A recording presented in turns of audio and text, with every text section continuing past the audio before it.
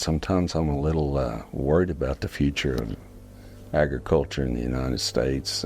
As long as people have horses and cows, and we still have water, alfalfa's probably be a pretty good crop. I'm Stuart McKnight Bogle. My grandfather Hal Bogle started this deal back in the teens when he came out from Tennessee because he had TB. He came to New Mexico because of the dry climate, and he was primarily a livestock trader, and he'd buy and sell horses and mules, and he just kept doing that. He got in the ranching business, and him and some other guys kind of started Ruidosa. I think that mule business kind of kept him going during the Depression. He'd buy yearling mules, and they'd break them to a plow or a cultivator or a Fresno. He'd load some mules on a train and haul them back to Tennessee and in the southeast, because those mountainous rocky farms up there, they couldn't use, tractors were coming in at that time, but they couldn't use them because they needed mules. I asked Dad, he said, "Where'd you get that brand?" And he said that Hal bought a bunch of Hereford cows out of Mexico. Instead of rebranding those cows, he just registered that brand, and we wound up with it because he didn't want to have to rebrand all them damn cows. But that was a good story.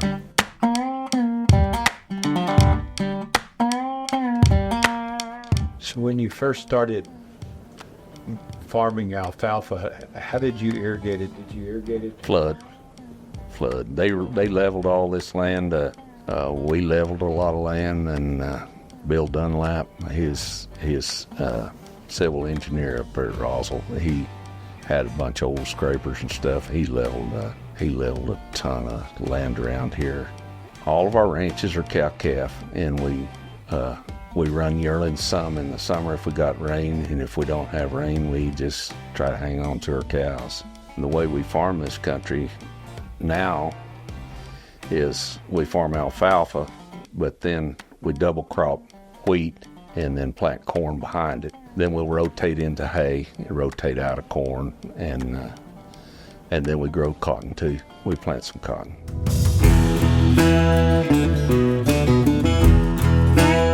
The wells in this area are primarily artesian. I guess when they first started drilling them, they'd flow all the time, but now they flow some in the winter.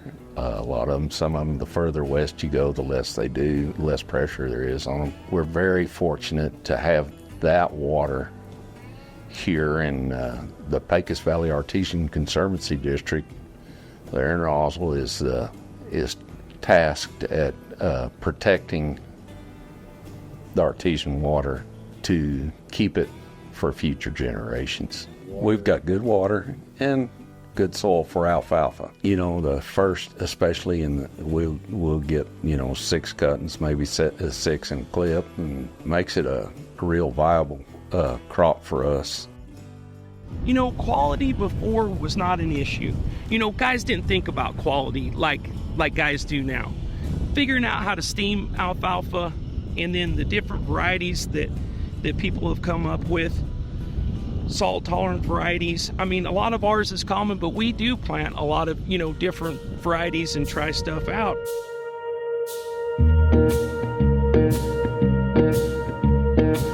The first 2 cuttings of the year, it's cooler nights, and that hay has good big leaves on it, slower growing, and you get a real high quality alfalfa. Most of the time in the spring, when you're cutting those first 2 cuttings, we have real low humidity. So when we bale it, it hasn't been bleached. It's able to dry out, and if we get enough humidity to case up, it'll make a really nice bale. We keep all the leaves on the hay plant, and it gets baled up because the leaves are where most of the nutrition is, and it makes a really good product.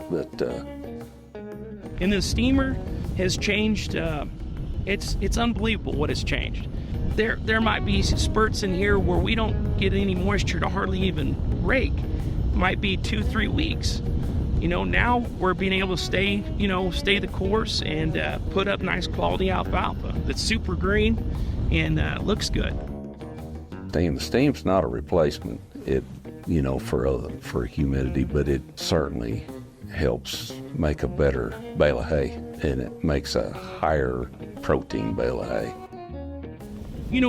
It's all about leaf retention, and whenever we try to handle this hay as gentle as we can, but we got to run it through a conditioner.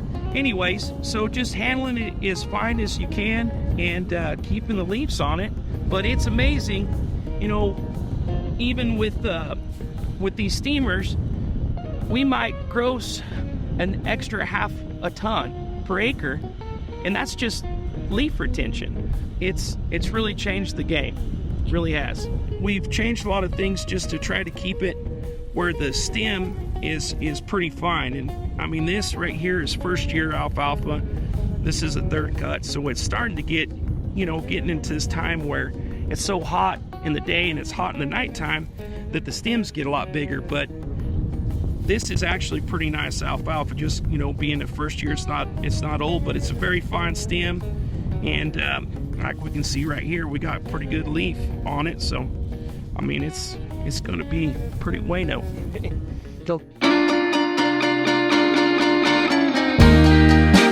When you guys came in, we went back to buying feed from you exclusively, pretty much.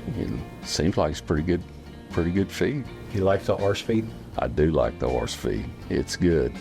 Horses like it too, and it's a good cake that's safe. You're not gonna overfeed a horse, I don't think. And I like that y'all are careful about not getting a big bunch of grain in it, in those pellets, because that can really make a mess out of a batch of horse feed.